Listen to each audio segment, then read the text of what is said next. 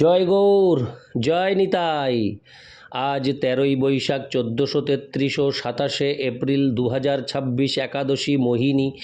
আজ আমি শ্রী চৈতন্য চরিতামৃত পাঠ করছি। আজ আমি পাঠ করছি শ্রী চৈতন্য চরিতামৃতের মধ্যলীলা প্রথম খণ্ড 14দশ অধ্যায় হেরা পঞ্চমী যাত্রার শ্লোক 209 থেকে 231। হরে কৃষ্ণ কৃষ্ণ কৃষ্ণ হরে হরে, হরে রাম রাম রাম হরে হরে। শ্লোক 209 থেকে 210।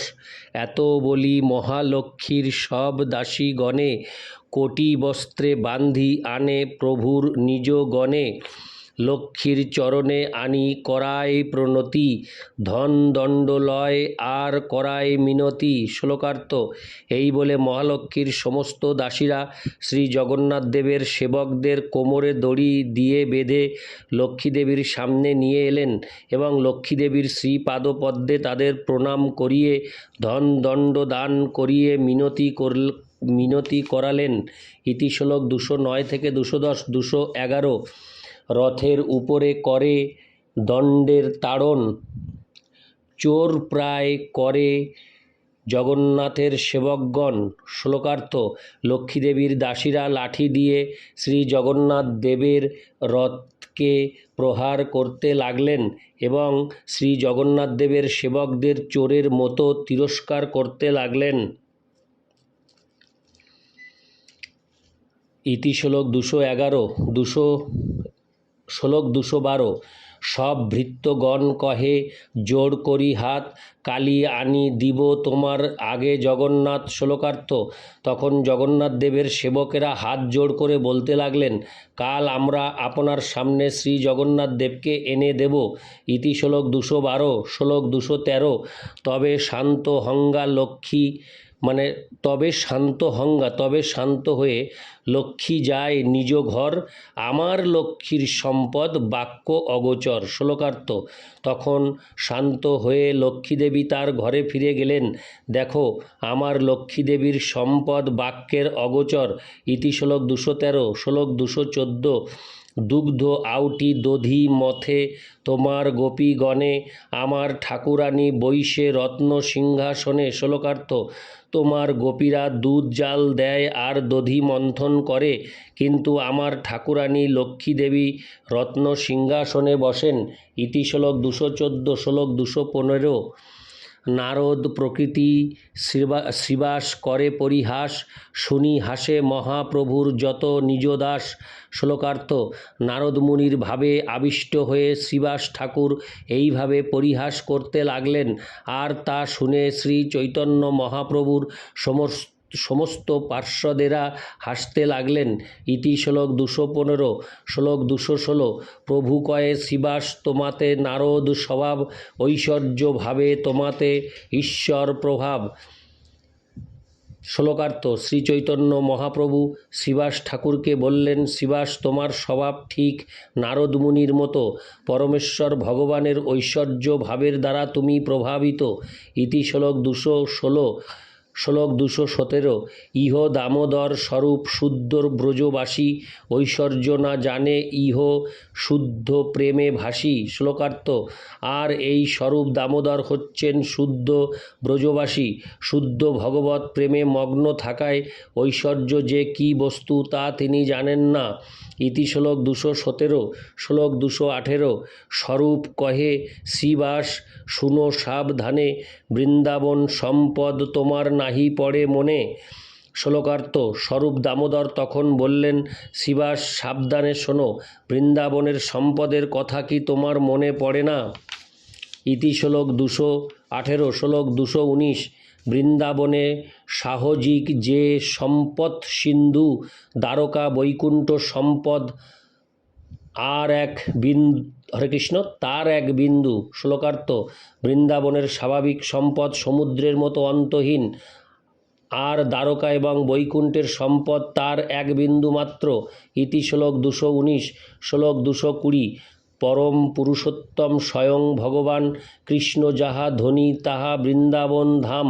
শ্লোকার্থ। শ্রীকৃষ্ণ হচ্ছেন সর্বৈশ্বর্যপূর্ণ স্বয়ং ভগবান এবং বৃন্দাবনে তার ঐশ্বর্য পূর্ণরূপে প্রকাশিত হয়েছে। ইতি শ্লোক 220, শ্লোক 221। চিন্তামণিময় ভূমি রত্নেরও ভবন, চিন্তামণিগণ দাসী চরণ ভূষণ। শ্লোকার্থ: বৃন্দাবন ধামের ভূমি চিন্তামণি, বৃন্দাবনের গৃহগুলি চিন্তামণি দিয়ে রচিত এবং শ্রীকৃষ্ণের দাসীদের চরণের ভূষণ চিন্তামণিরা। ইতি শ্লোক 221, শ্লোক 222। কল্পবৃক্ষ লতার যাহা সাহজিক বন, পুষ্প ফল বিনা কেহ না মাগে অন্য ধন। শ্লোকার্থ: বৃন্দাবনের বনের বৃক্ষ সমূহ কল্পবৃক্ষ, কিন্তু বৃন্দাবনবাসীরা তাদের কাছ থেকে ফল ফুল ছাড়া আর কিছু চান না। ইতি শ্লোক 222, শ্লোক 223। অনন্ত কামধেনু তাহা ফিরে বনে বনে, দুগ্ধ মাত্র দেন কেহ না মাগে অন্য ধনে। শ্লোকার্থ: অন্তহীন কামধেনু বৃন্দাবনের বনে বনে চারণ করে, কিন্তু ব্রজবাসীরা তাদের কাছ থেকে দুধ ছাড়া আর অন্য কোনো সম্পদ চান না। ইতি শ্লোক 223, শ্লোক 224। সহজ লোকের কথা যাহা দিব্য গীত, সহজ গমন করে জইছে নিত্য প্রতীত। শ্লোকার্থ: বৃন্দাবনের লোকেদের স্বাভাবিক কথা দিব্য সঙ্গীতের মতো, আর তাদের স্বাভাবিক গতি নৃত্যের মতো। ইতি শ্লোক 224, শ্লোক 225।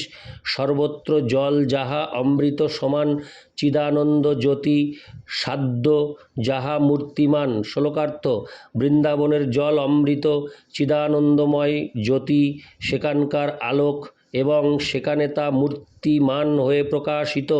ইতি শ্লোক 225, শ্লোক 226। লক্ষ্মী যিনি গুণ যাহা লক্ষ্মীরও সমাজ, কৃষ্ণবংশী করে যাহা প্রিয় সখী কাজ। শ্লোকার্থ: সেখানকার গোপিকারা হচ্ছেন লক্ষ্মী দেবী এবং তাদের গুণাবলী বৈকুণ্ঠের লক্ষ্মীর থেকে অনেক অনেক গুণে শ্রেয়। আর বৃন্দাবনে শ্রীকৃষ্ণ নিরন্তর বংশীবাদন করেন, যা হচ্ছে তার প্রিয় সখী। ইতি শ্লোক 226, শ্লোক 227। শ্রীয় কান্ত পরম পুরুষ কল্পতরব দ্রুমা ভূমিশ্চিন্তামণিগণময়ী তোয়মমৃতম কথাগানং নাট্যং গগনমপি বংশী প্রিয় সখী চিদানন্দং জ্যোতি পরমপি তদাস্বাদ্যমপি চ। অনুবাদ: ব্রজ গোপিকারা হচ্ছেন লক্ষ্মী দেবী, বৃন্দাবনের ভোক্তা পরমেশ্বর ভগবান শ্রীকৃষ্ণ সেখানকার তরুরাজি কল্পবৃক্ষ এবং ভূমি চিন্তামণির দ্বারা রচিত। সেখানকার জল অমৃত, কথা গান গমন নৃত্য এবং শ্রীকৃষ্ণের বংশী প্রিয় সখী সেই স্থান চিদানন্দ জ্যোতির দ্বারা উদ্ভাসিত। তাই বৃন্দাবন ধামই কেবল একমাত্র আস্বাদ্য। তাৎপর্য: এই শ্লোকটি ব্রহ্মসংহিতা 5:56 থেকে উদ্ধৃত। ইতি শ্লোক 227, শ্লোক 228।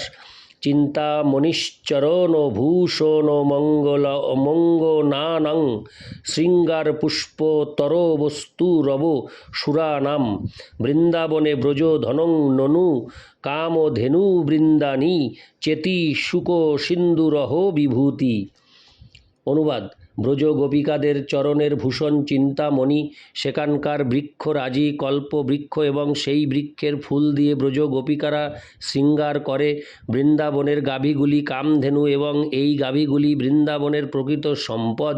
বৃন্দাবনের ঐশ্বর্য আনন্দের সমুদ্রের মতো। তাৎপর্য: এই শ্লোকটি বিল্বমঙ্গল ঠাকুরের রচিত।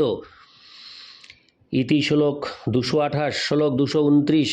শুনি প্রেমাবেশে নৃত্য করে শ্রীনিবাস, কক্ষতালি বাজায় করে অট্ট অট্টহাস। শ্লোকার্থ: তাই শুনে শ্রীবাস ঠাকুর প্রেমাবিষ্ট হয়ে নৃত্য করতে লাগলেন এবং কক্ষতালি দিয়ে অট্টহাস্য করতে লাগলেন। ইতি শ্লোক 229, শ্লোক 230। রাধার শুদ্ধ রস প্রভু আবেশে শুনিল, সেই রসাবেশে প্রভু নৃত্য আরম্ভিল। শ্লোকার্থ: প্রেমাবিষ্ট হয়ে শ্রীচৈতন্য মহাপ্রভু শ্রীমতী রাধারানীর শুদ্ধ চিন্ময় রসের বর্ণনা শুনলেন এবং সেই রসের আবেশে নৃত্য করতে শুরু করলেন। ইতি শ্লোক 230, শ্লোক 231। রসাবেশে প্রভুর নৃত্য স্বরূপের গান, বল বল বলি প্রভু পাতে নিজ কান।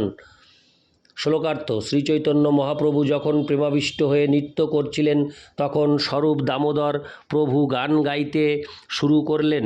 সেই গান শুনে শ্রীচৈতন্য মহাপ্রভু কান পেতে বলতে লাগলেন, বলো বলো। ইতি শ্লোক 231। হরে কৃষ্ণ কৃষ্ণ কৃষ্ণ হরে হরে, হরে রাম রাম রাম হরে হরে। জয় গৌর, জয় নিতাই।